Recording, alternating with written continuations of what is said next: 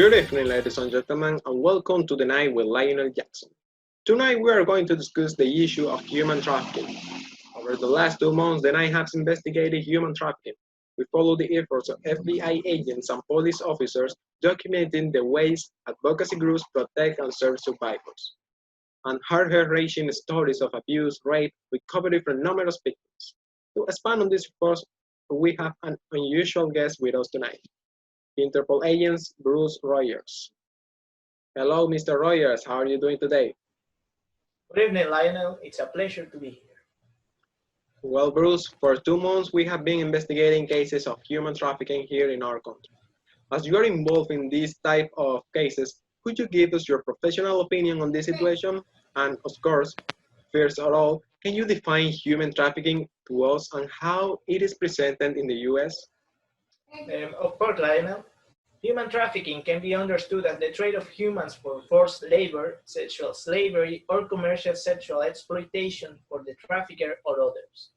This type of trafficking may encompass providing a spouse in the context of forced marriage or the extraction of organs or tissues, including for surrogacy and ovary removal. Human trafficking is an alarming problem that continues to persist.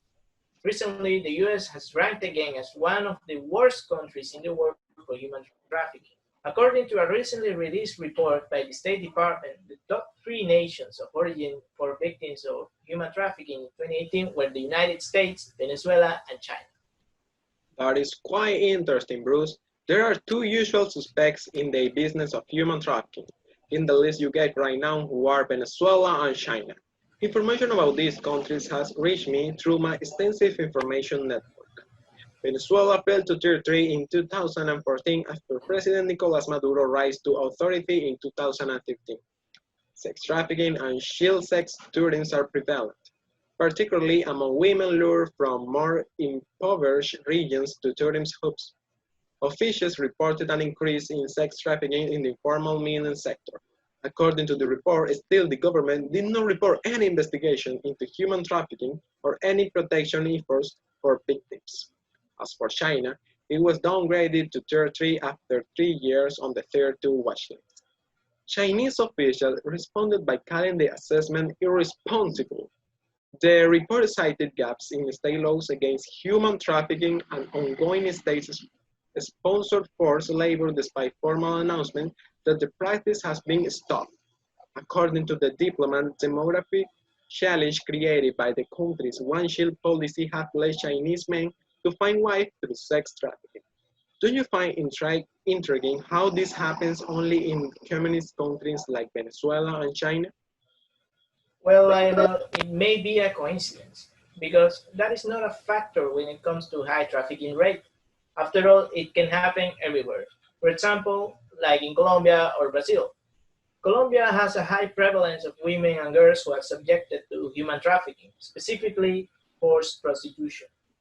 These women and girls work within Colombia and are also sent to sex tourism destinations in other parts of Latin America, the Caribbean, Western Europe, Asia, and North America, obviously including the United States.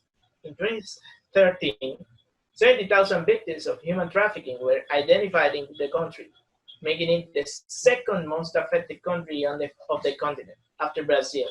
In 2019, it increased across South America. Women are particularly affected. In Colombia and Venezuela, they represent more than 60% of the victims. And for Brazil, it is considered a source, transit, and destination country for human trafficking. Source countries provide traffickers with the human capital they need. In other words, the victims. Transit countries help move those victims from one country to another. And finally, destination countries are where trafficked humans arrive and are exploited the most. In 2017, the US Department of State ranked Brazil as tier 2 country, which means that human trafficking is still a significant issue despite all of the government's efforts to eliminate it. Wow, that is a tough thing to hear, Bruce. Where do we report these cases of trafficking if we happen to see or know about one? Okay, now, I want all of you to pay close heed.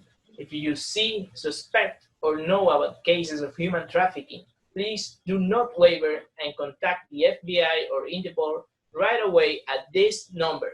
It is 120261690. Thanks a million, Bruce. I hope that with this information we could at least help to prevent this crime. It was a pleasure to have you here. The pleasure was all mine, Lionel. Now on to our next guest, but before that, we will go on to our commercial break.